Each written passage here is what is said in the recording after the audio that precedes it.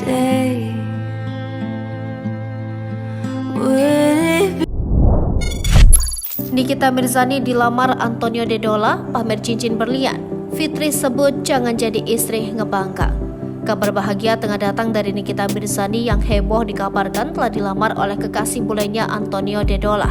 Antonio Dedola melamar Nikita Mirzani bertepatan dengan ulang tahun pria yang kerap disapa Tony itu. Momen tersebut diunggah dalam Instagram Nikita Mirzani Mawardi _172 yang mengunggah momen dinner bersama kekasih dan kerabat terdekat.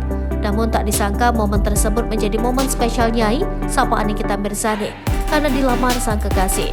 Dalam keadaan suka dan duka, hari ini alhamdulillah akhirnya bahagia. Semoga bahagia terus kami. Jadi kita juga semoga menjadi istri yang baik. Amin. Jangan ngebangkang saya.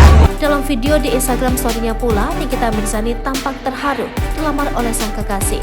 Dalam setangkai bunga mawar merah yang tampak diberi cincin berlian oleh Antonio. Kendati begitu, Nikita mengaku sangat bersyukur karena jodoh datang dengan sendirinya.